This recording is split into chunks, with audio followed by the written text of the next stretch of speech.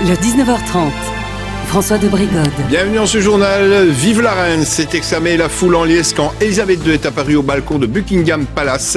Elle était attendue par des dizaines de milliers de Britanniques venus la célébrer pour ses 70 ans de règne. Une de nos équipes était parmi la foule. Nous avons pris le pouls et on retrouvera notre correspondante sur place en direct à Londres, Anaïs Cordoba. Et puis c'est une proposition gouvernementale, en fait, augmenter l'indemnisation kilométrique minimale à 37 centimes d'euros par kilomètre pour les travailleurs utilisant leur propre véhicule pour leur déplacement professionnel, ce qui ferait donc, faites un calcul, 37 euros tous les 100 km. De plus en plus de Belges ont contrôlé positif à l'alcool. Le retour aux libertés de l'après-Covid pousse à lever le coude.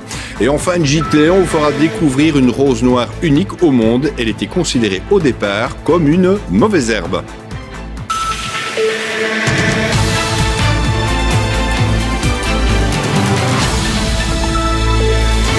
Bonsoir à toutes, bonsoir à tous. Des dizaines de milliers de personnes ont pris d'assaut les rues de Londres aujourd'hui pour célébrer le jubilé de platine de la reine Elisabeth II et donner ainsi le coup d'envoi de 4 journées de faste, de fêtes et de parades pour marquer le 70e anniversaire de son accession au trône. La reine Elisabeth a été acclamée au balcon de Buckingham Palace, un moment étonnant. Quentin Wilms et Olivia Grisard. La reine Elisabeth fait une première apparition surprise. Il est 13h20. Elle sort sur le balcon drapée d'or et de rouge, comme à chaque grande occasion. Elle s'appuie discrètement sur une canne. Durant un peu moins de 10 minutes, elle se tient devant les dizaines de milliers de Britanniques venus voir leur souveraine. Pour cette première apparition, elle est accompagnée du duc de Kent, colonel des Scott Guards, un des régiments d'élite de la garde royale britannique.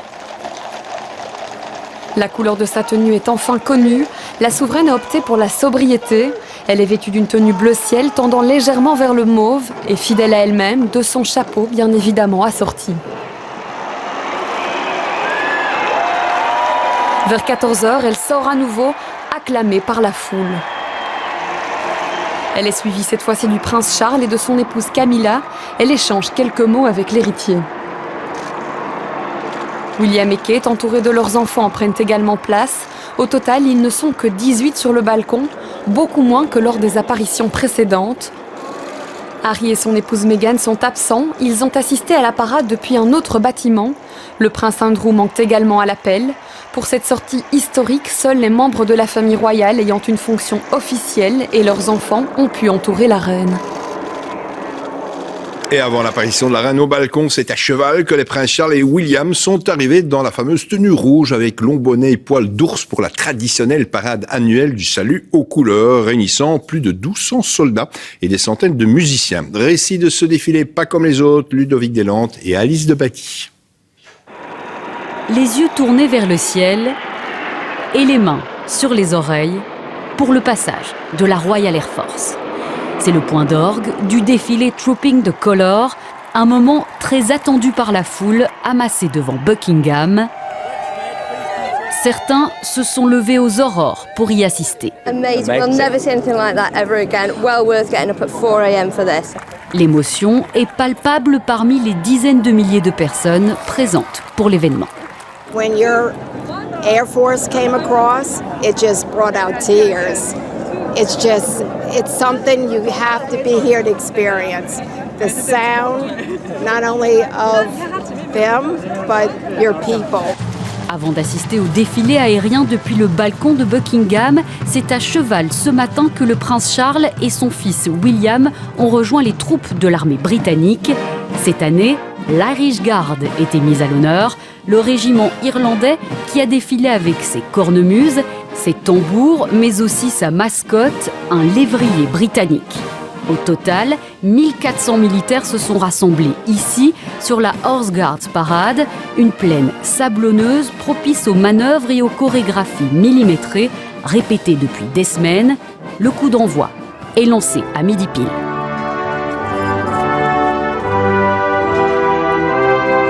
Fait inédit en 70 ans de règne, c'est le prince Charles, héritier de la couronne, qui a inspecté les troupes.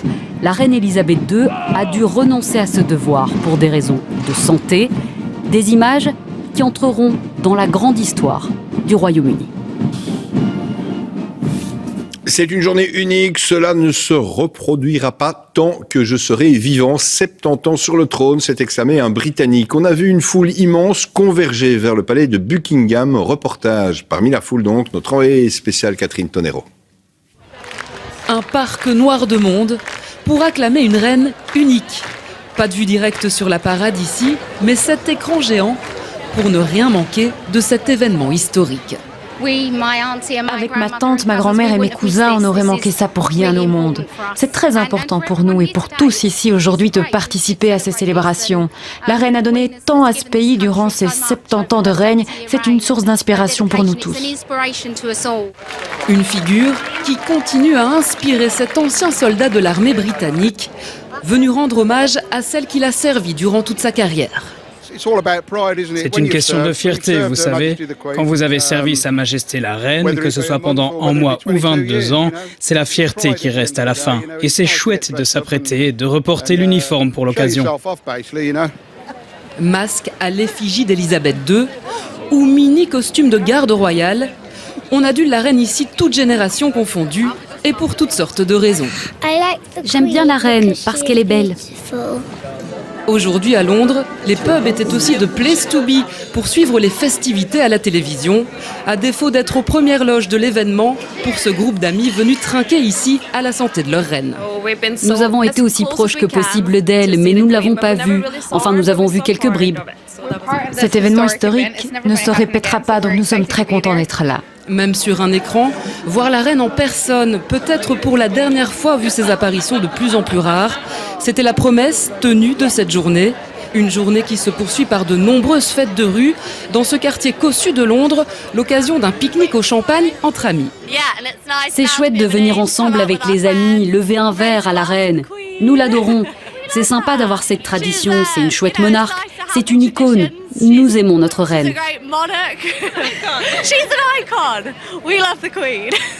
Des sujets fans de leur reine qui sera célébrée durant 3 jours encore à travers tout le pays. Et on retrouve notre correspondante à Londres, Anaïs Cordoba. Anaïs, une journée pas comme les autres, on peut le dire, mais que nous réserve en fait les prochains jours, Anaïs. Eh bien, le prochain moment fort, c'est ce soir avec l'allumage d'un phare à Buckingham Palace et de milliers de lanternes dans tout le Royaume-Uni et les pays du Commonwealth. C'est une tradition des grandes occasions royales. Demain matin, c'est le service d'action de grâce à la cathédrale Saint-Paul. La reine, accompagnée de sa famille, devrait y assister. Et pour elle, c'est certainement l'événement le plus important de ce jubilé, car elle est chef suprême de l'église anglicane et elle est très pieuse. Samedi, une fête et un concert seront organisés à Buckingham Palace avec des artistes mondialement connus comme Alicia Keys ou Andrea Bocelli.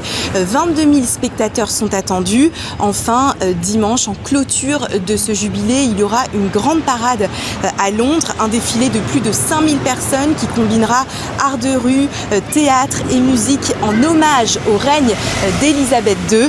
Et durant ces 4 jours, eh bien, plus de 100 000 fêtes de quartier sont organisées dans tout le pays. Plus de 10 millions de Britanniques comptent y participer. Pour ces Britanniques, eh bien, c'est l'occasion de se réunir et de s'amuser après les années moroses de la pandémie.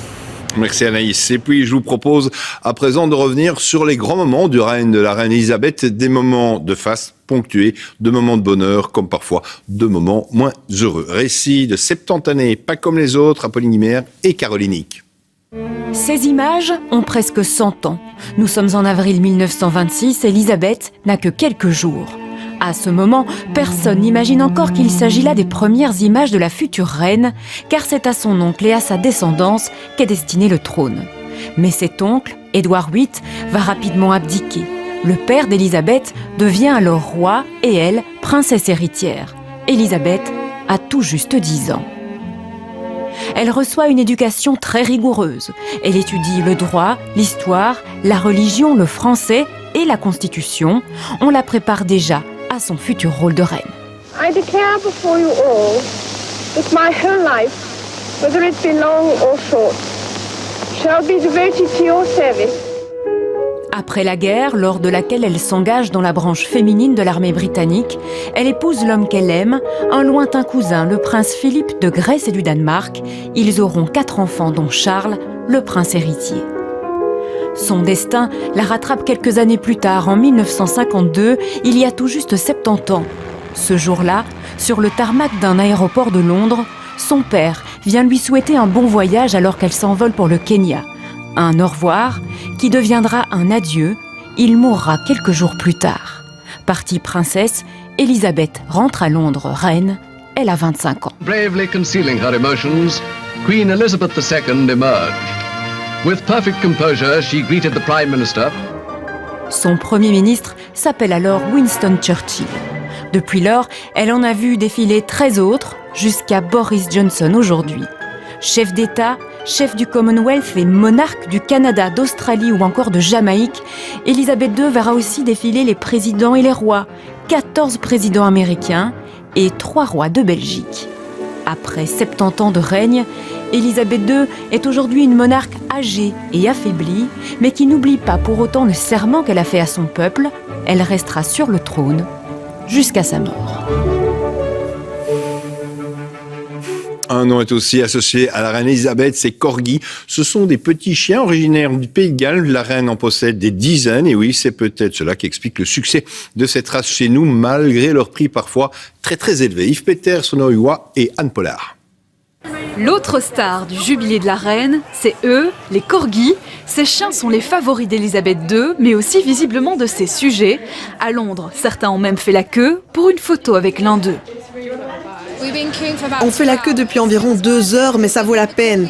Ils ont amené les corgis dehors, on a pu les caresser en attendant. On n'avait jamais vu un corgi de si près. Ils sont si mignons. Le corgi, c'est la race de cœur de la reine. Depuis son premier chien, Suzanne, reçu pour ses 18 ans, les corgis ne l'ont plus jamais quitté, même lorsque la souveraine doit décoller pour une mission spéciale avec James Bond. Un chien qui a presque aujourd'hui dépassé la notoriété de sa maîtresse. On l'a vu à l'écran dans la série Netflix The Crown et même au cinéma. J'ai toujours été le chien préféré de la reine. Je suis tellement populaire que Sa Majesté a fait mettre mon portrait sur un mug. Des coques de téléphone. Une balayette pour toilette. Depuis, leur popularité n'a cessé d'augmenter. Il existe même à Londres un café qui leur est réservé parce que les corgis aussi ont le droit de prendre le thé. C'est fou, il y a tellement de corgis qui courent partout et peu importe où je regarde. Il y a un corgi en train de sauter, de se balader. Et puis ici, il y a tellement de gens qui aiment les corgis en train de leur donner des bonbons. En Belgique, les corgis se font plus rares. Alors, dans cet élevage, malgré leur prix de 2500 €, les bébés sont réservés dès leur naissance. C'est super sociable, mais aussi un peu jaloux. C'est pas vraiment une race qui aime bien qu'il y ait un autre chien qui reçoit toute l'attention. Il veut recevoir tous. Mais c'est aussi un chien assez énergique. Pas pour faire un concours avec, mais pour faire une promenade avec. C'est fantastique d'avoir. Et c'est bien ce caractère qui semble convenir à la reine d'Angleterre. Peut-être sa vie est un peu triste et avec les corgis, elle a une vie très amusante.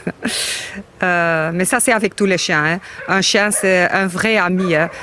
Des fidèles compagnons qui attendront sans doute la reine ce soir, après sa longue journée de festivités. Voilà pour ce royal chapitre. À suivre dans ce journal, l'acteur Johnny Depp a remporté une retentissante victoire judiciaire face à Amber Heard devant un tribunal américain, même si les jurés ont conclu que les ex-époux s'étaient mutuellement diffamés par voie de presse. On fera un focus sur les soins dentaires et ce qu'on appelle les gouttières qui ont un coût financier jugé parfois excessif. L'invité de Jeudi en prime, Sophie Merckx, chef de groupe PTB. L'opposition a-t-elle envie du pouvoir? Ce sera, et oui, l'une des questions.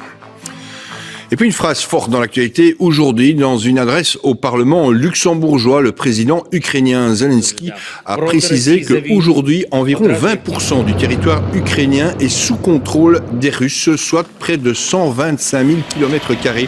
C'est beaucoup plus que le territoire de tous les pays du Benelux, c'est dire l'importance de l'invasion. Amber Heard ne peut absolument pas payer plus de 10 millions de dollars de dommages et intérêts à son ex-époux Johnny Depp pour l'avoir diffamé dans la presse, comme l'exige le verdict rendu hier par un jury américain. C'est ce qu'a déclaré aujourd'hui l'avocate de l'actrice. Johnny Depp est sorti gagnant, si l'on peut dire, de ce procès ultra médiatisé, même si les jurés ont conclu, en fait, que les deux vedettes s'étaient mutuellement diffamées. Compte rendu, Dominique Drouot et Quentin Warlop. À la sortie du tribunal, les fans de Johnny Depp exultent. Au même moment, à l'intérieur, le regard perdu et la mine grave, Amber Heard accuse le coup. Elle sait qu'elle a perdu son procès, coupable de fausses déclarations en se décrivant comme victime de violences conjugales. À sa sortie, pas d'interview, mais un communiqué publié sur Instagram. Je suis dévastée par le fait que la montagne de preuves n'ait pas été suffisante pour faire face au pouvoir, à l'influence et à l'ascendant bien plus important de mon ex-mari. Amber Heard, condamnée à verser 15 millions de dollars de dommages et intérêts. Mais Johnny Depp, via son avocat, a lui aussi diffamé l'actrice. Il doit verser 2 millions de dollars de dommages et intérêts. À la sortie, les avocats de l'acteur absents au prononcé savourent leur victoire. Today's verdict confirms what we have said from the beginning, that the claims against Johnny Depp are defamatory and unsupported by any evidence. À l'extérieur, les fans de Johnny Depp applaudissent le verdict. I'm content that justice is finally going to be served for Johnny and men can be victims too. Ceux d'Amber Heard sont déçus. I feel like this case is very important when it comes to believing women and their sexual assault stories. So. Alcool, drogue, violence, insultes et diffamation. 2 mois d'intrusion dans la vie et dans l'intimité des deux vedettes d'Hollywood. Avec une question, joueront-ils encore au cinéma? I think Johnny Depp is going to work again. He's going to get some big project. We have a culture that allows these people to work again. Johnny Depp pourrait déjà faire son retour dans un film, sortie prévue dès 2023. Et c'est la fin de ce journal. Tout de suite, jeudi en prime, une invitée. C'est sa première, c'est Sophie Merckx, chef de groupe PTB à la Chambre. Je vous retrouve avec Thomas Galisseux. C'est tout de suite.